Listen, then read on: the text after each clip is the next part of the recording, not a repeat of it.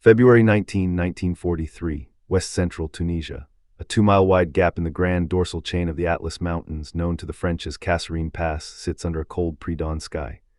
On the high ground around it, American soldiers of the 26th Infantry Regiment and the 19th Combat Engineers dig into rock-hard soil, most of them in combat for the first time in their lives. They have been in North Africa only since November of the previous year, following the Allied landings of Operation Torch.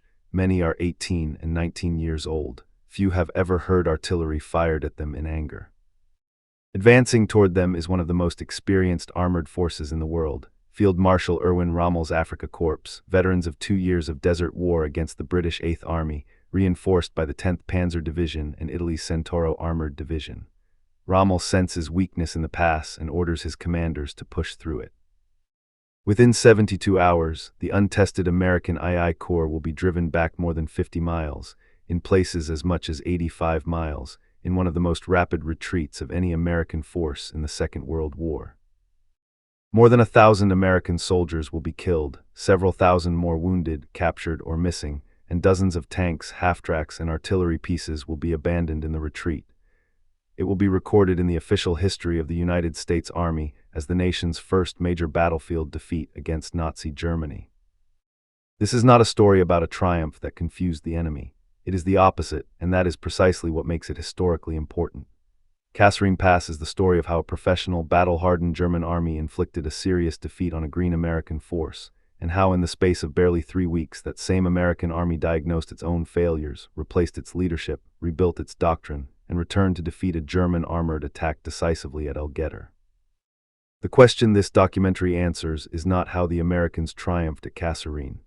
It is how an army loses so badly, and how it turns that loss into the foundation of victory. To understand why this matters, it helps to consider what was actually at stake in Tunisia during the winter of 1943. This was not a peripheral skirmish. It was the proving ground on which the United States Army would either demonstrate or fail to demonstrate that it belonged in a war against the most experienced land force in Europe. Everything that followed the invasion of Sicily, the long campaign up the Italian peninsula, the landings at Normandy, the drive across France and into Germany depended on lessons first learned at real cost in a narrow gap in the Tunisian mountains. This documentary follows that story from its origins in the strategic situation of early 1943, through the specific failures that produced the defeat, to the specific, documented reforms that reversed it within a single month. By early 1943, the war in North Africa had entered its final phase.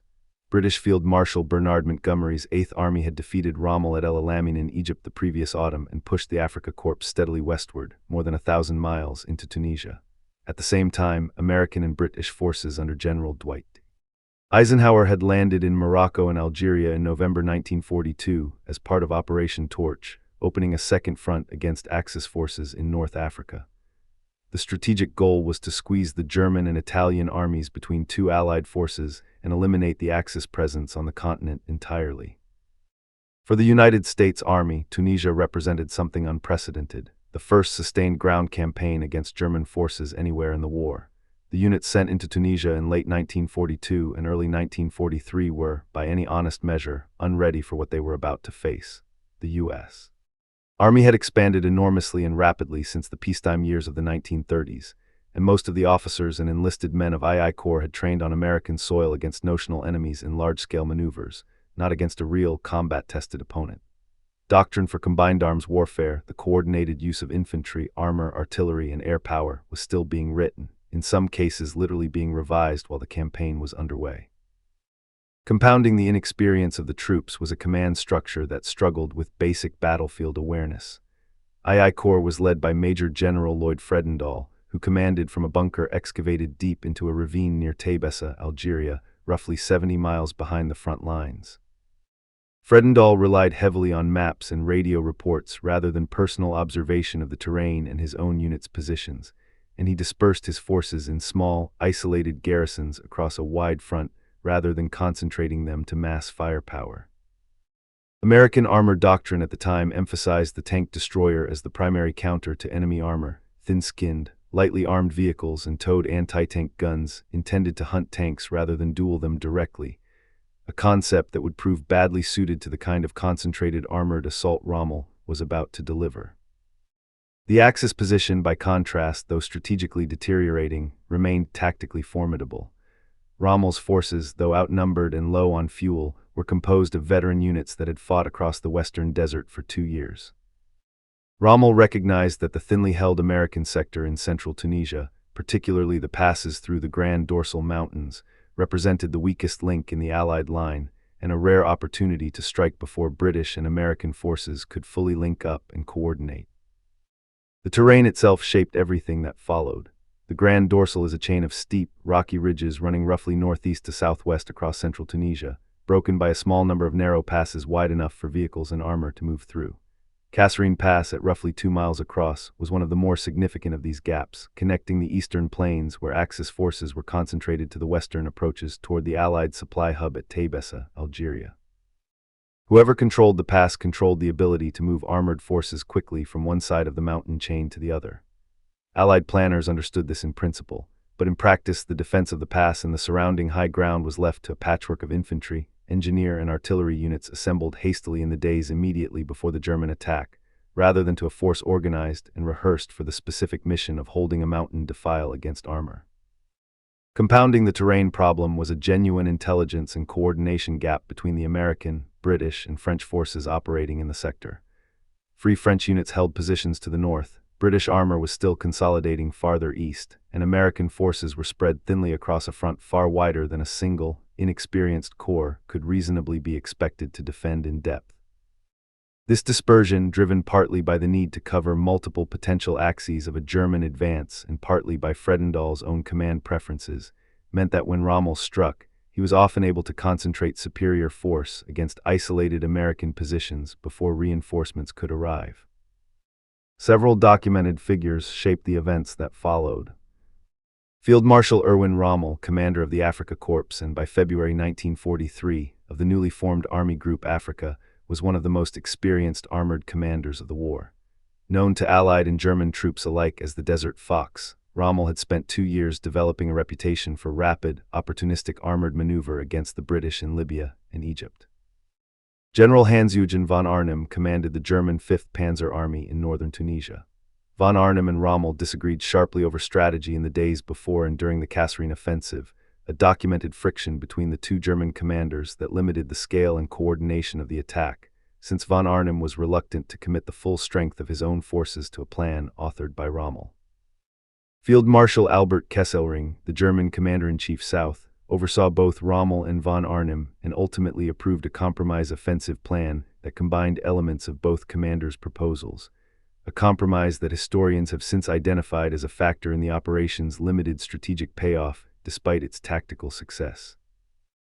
On the American side, Major General Lloyd Fredendall commanded WWII Corps at the time of the battle.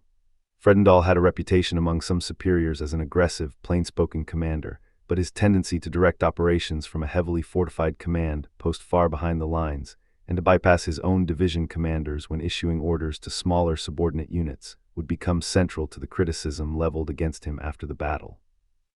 Colonel Alexander Stark, commanding the 26th Infantry Regimental Combat Team, was placed in charge of the mixed force nicknamed Stark Force, defending the pass itself on the night of February 18, a force that included elements of the 19th Combat Engineer Regiment, the 6th Field Artillery, a tank destroyer battalion, and a French artillery battery, spread across the 2-mile gap with too few men and too little time to prepare a coordinated defense.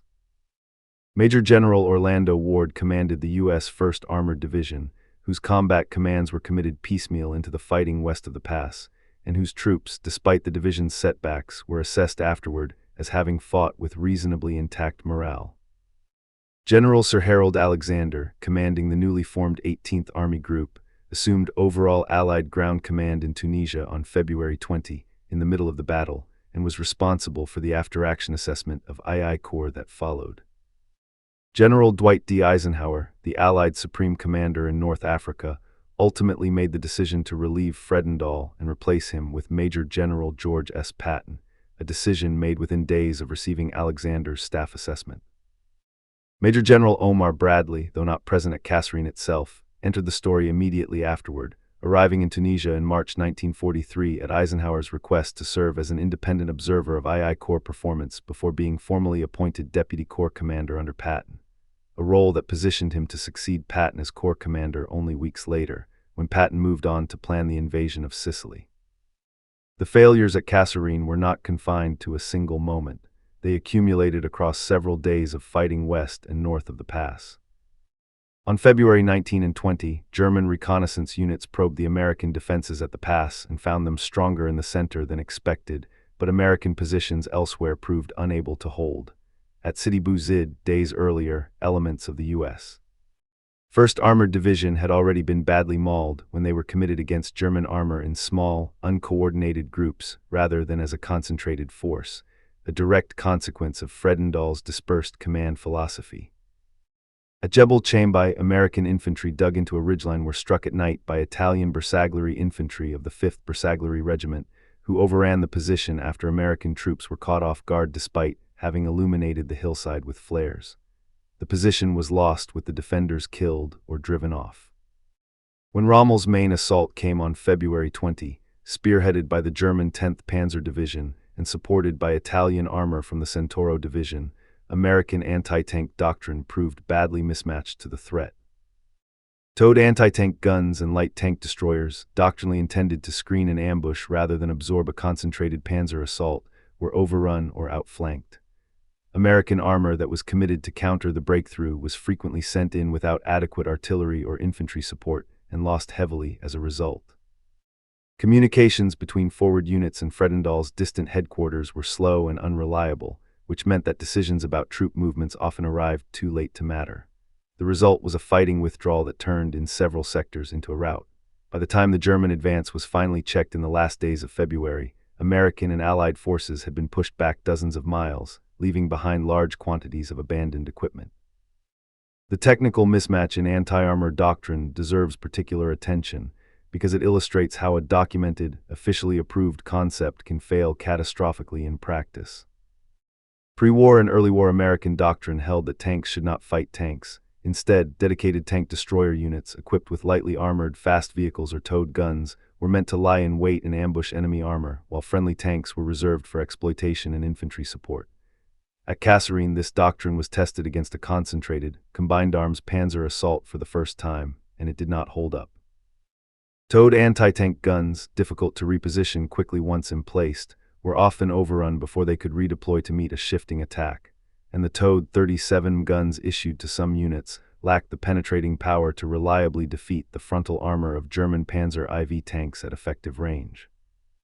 American commanders, lacking experience in judging how much force a German armored thrust actually represented, at times committed reserves too late, or in increments too small to make a difference, allowing Rommel's combined arms teams of tanks, infantry, and artillery to defeat American units one at a time, rather than facing them concentrated. It is worth noting what the failure was not. It was not a failure of individual courage.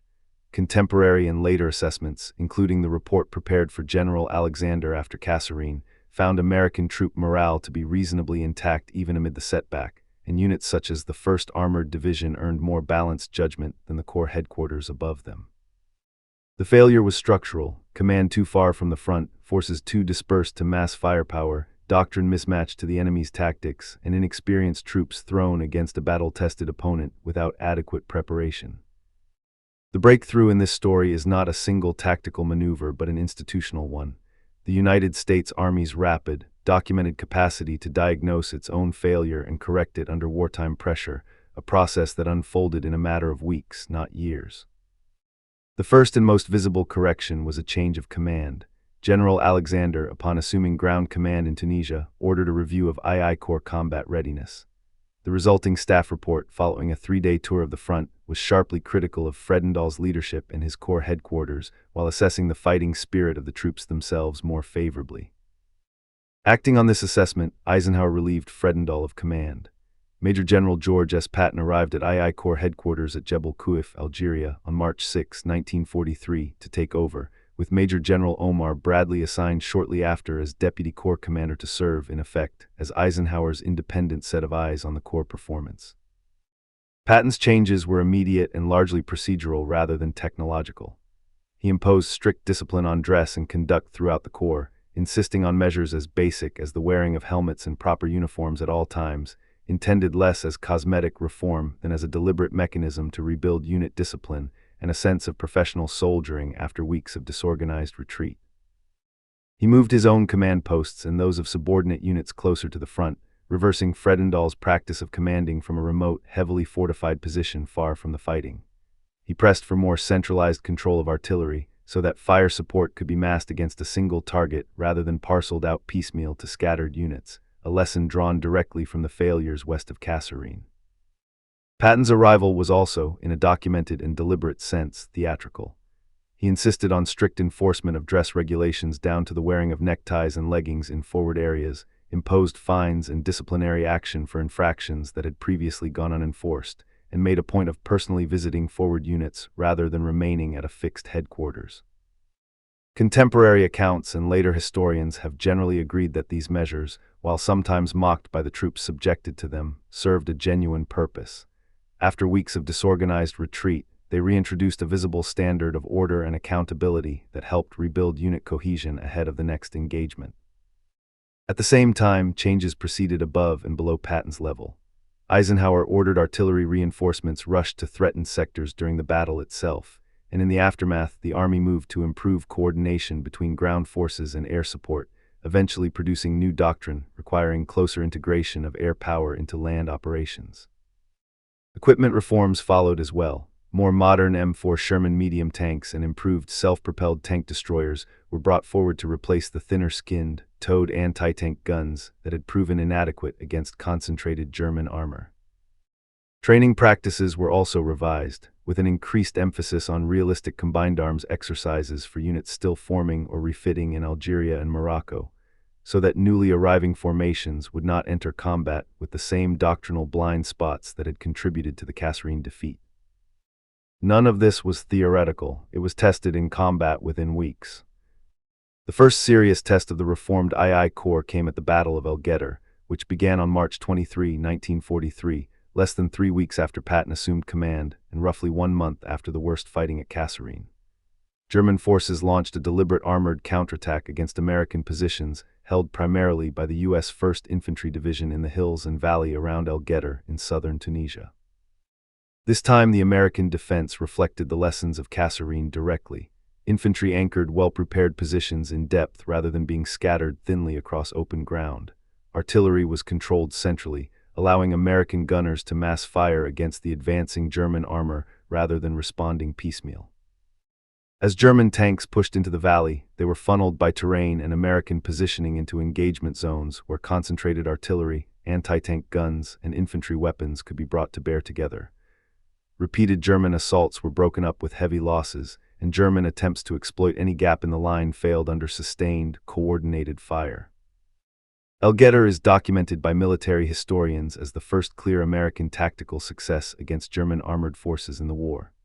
It did not erase the memory of Kasserine, and Patton's corps still played a limited, largely diversionary role in the broader Allied offensive under General Alexander's overall direction, a role Patton reportedly found frustrating, given his preference for a more aggressive, independent American thrust. Alexander's caution reflected the same distrust of American combat capability that Kasserine had produced in the first place, which meant that II Corps entered the offensive still needing to prove, in the eyes of its own higher headquarters, that the earlier defeat had truly been overcome. But El Gueter validated, in live combat and within a single month, that the structural changes made after Kasserine, closer command, massed artillery, defense in depth, better anti-armor coordination, produced measurably different results against the same enemy. On the eve of that offensive, Patton is recorded as having told his staff that the Corps would attack the next morning and that there could be no acceptable outcome short of victory, a statement consistent with the aggressive, morale-driven leadership style he had brought to the Corps since March 6. Eisenhower's own assessment of the 1st Infantry Division's performance at El Gueter, recorded afterward, was that German forces would come to respect that unit specifically, a judgment borne out in the unit's continued combat record through Sicily and Normandy. The lessons of Kasserine did not remain confined to a single corps or a single campaign. They fed directly into the broader reform of American ground combat doctrine as the war continued. The Tunisia campaign as a whole concluded in early May 1943 with the final collapse of Axis resistance in North Africa.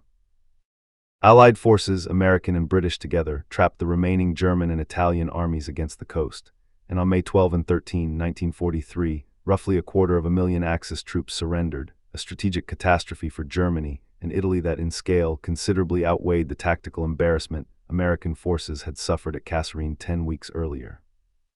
The organizational and doctrinal changes tested in Tunisia were carried forward into the invasions of Sicily in July 1943 and mainland Italy later that year, and ultimately into the planning for the Normandy invasion in June 1944.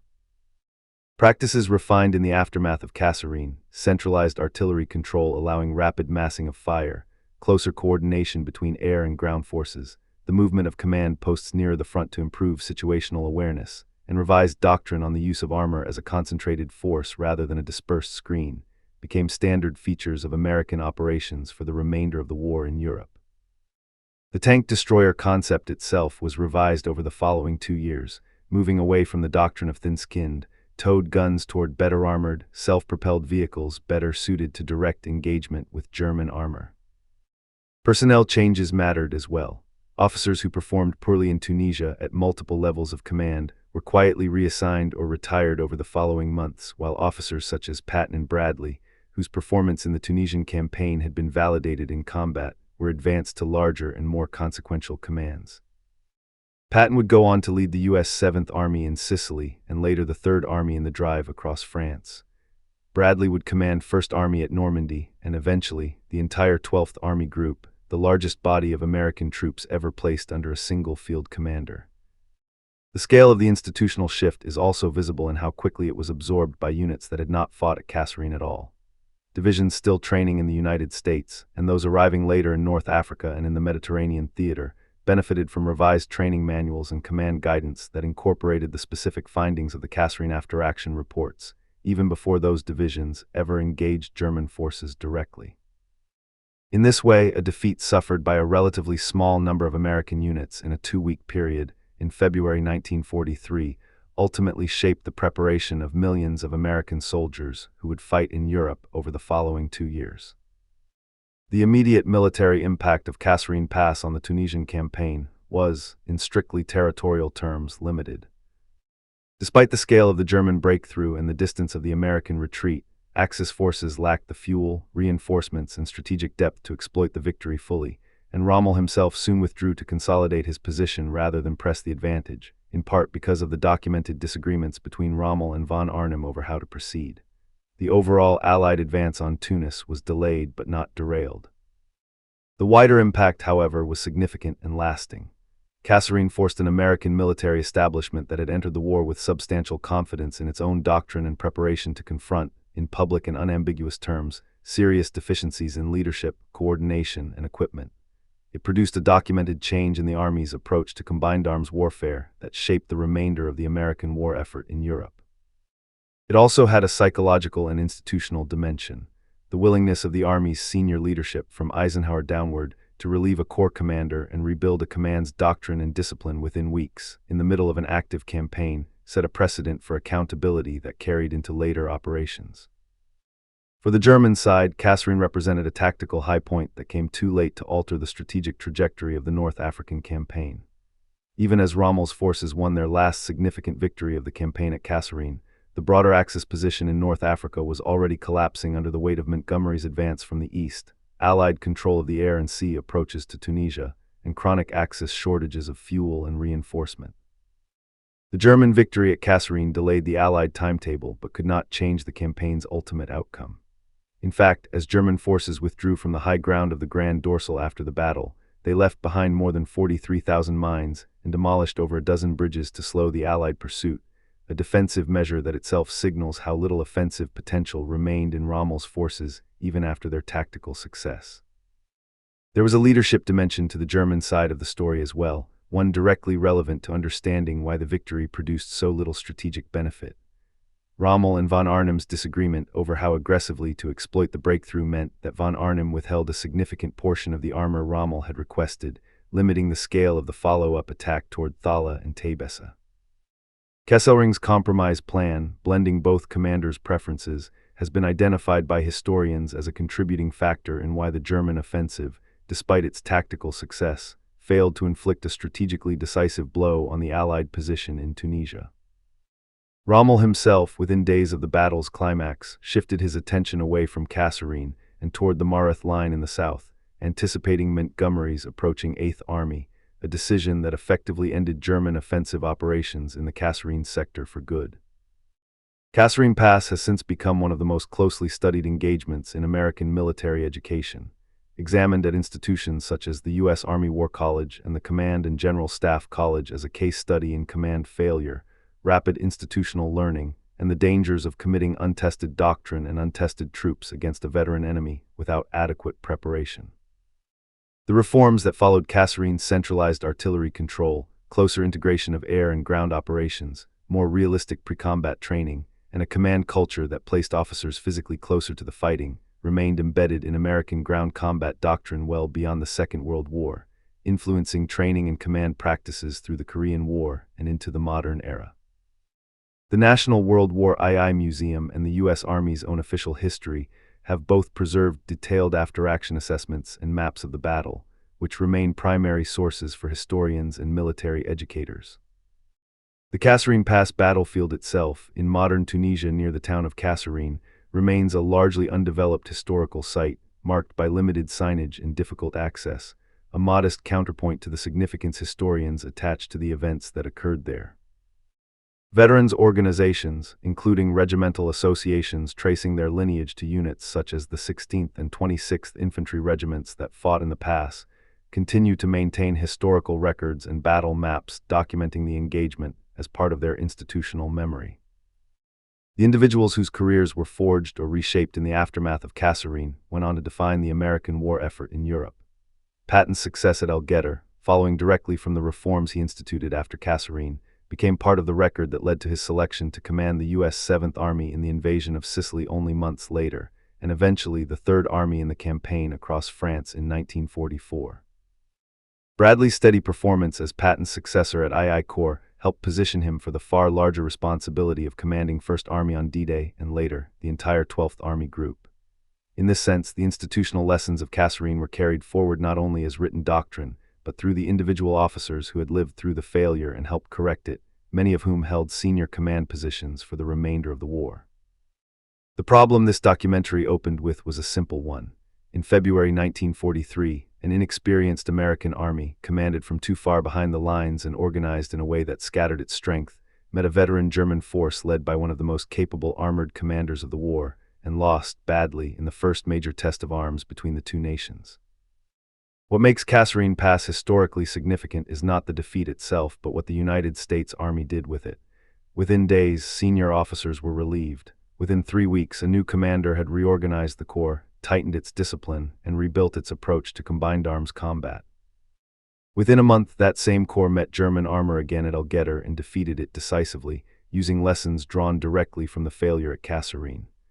Within 11 weeks of the retreat through the pass, the entire Axis position in North Africa had collapsed, with 250,000 German and Italian troops taken prisoner. The story that endures from Kasserine Pass is not one of an army that could not be beaten. It is the story of an army that could be beaten, that was beaten, and that used the experience quickly, deliberately, and under the pressure of continuing war to become the force that would fight across Sicily, Italy, France, and into Germany itself. That capacity for institutional self-correction, tested for the first time in the sands and mountain passes of Tunisia, remains the true and documented legacy of Kasserine Pass. More than 80 years later, the specific tactical details of the battle, the positions held by Stark Force, the movements of the 10th Panzer Division, the exact sequence of ridge lines lost and later recovered, belong mainly to specialists and battlefield historians. What has endured in broader military memory is the underlying pattern. A young, confident force meeting a veteran enemy for the first time, absorbing a real and costly defeat, and choosing, at every level from the theater commander down to the individual soldier, to learn rather than deny what had happened.